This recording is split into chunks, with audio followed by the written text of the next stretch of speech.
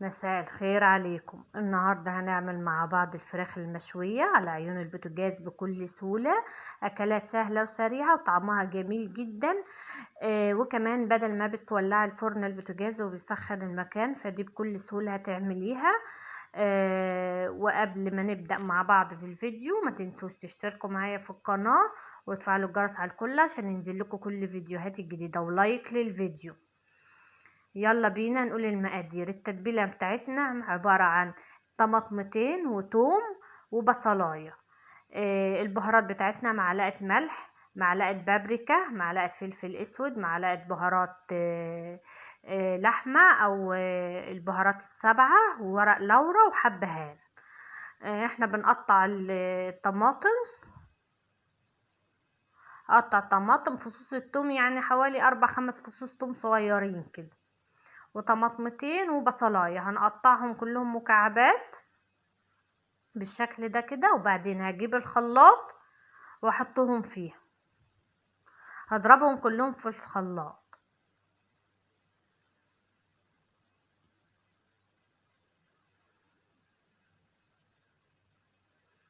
وبعدين هحط البهارات،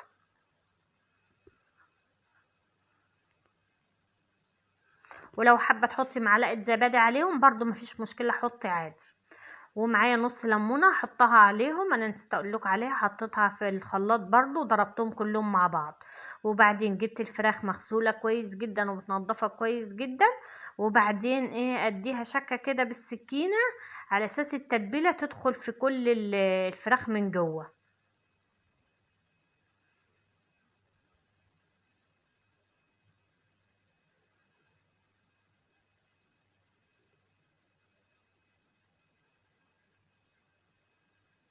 بعد ما عملتهم كده هحط التتبيله عليها كلها، على كل الفراخ التتبيله كده، وابتدي اغلفها كويس جدا بالتتبيله، بحيث ان التتبيله تخش في كل جناب الفراخ يعني، وتتغلفها كويس جدا.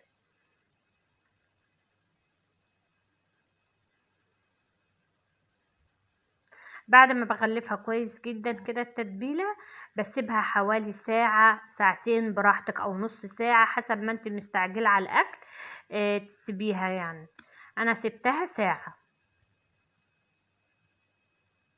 وبعد ما سبتها الساعه كده برجع بقى اخدها احطها في الصينيه.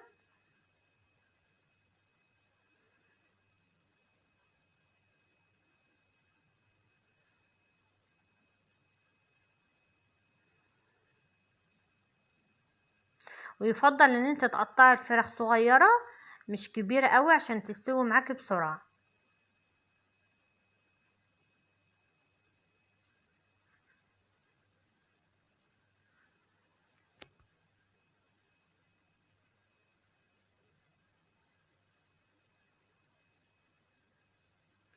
بقى التتبيله دي اللي اتفضلت برضه احطها عليهم،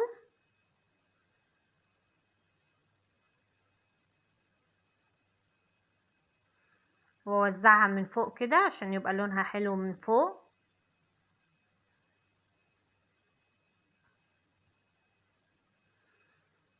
وبعدين هاخدها بقى واولع البوتاجاز على نار هاديه خالص، بوطي عين البوتاجاز على نار هاديه بالشكل ده. وبعدين بحط الصينيه عليها، واول ما بتغلي بالشكل ده بغطيها. لازم اغطيها عشان الميه بتاعت الفراخ بتنزل وبتسويها، وكمان تستوي كويس جدا. فاحنا هنغطيها بغطا، باي حاجه موجوده عندك لازم تغطيها عشان تستوي.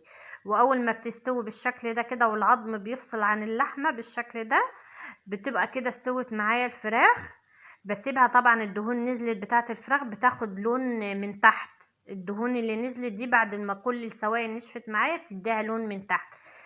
وبعدين انا باخدها احطها على الشوايه من فوق واحمر وشها من فوق. مش حابه تحط في الشوايه، فانت بتقلبيها على الجنب التاني بتاخد لون، مفيش مشكله، على عيون البوتاجاز برضو مع الدهون اللي نازله من الفراخ بتقلبيها بتاخد لون وطعم جميل جدا، تحفه بجد، هتعجبكم ان شاء الله.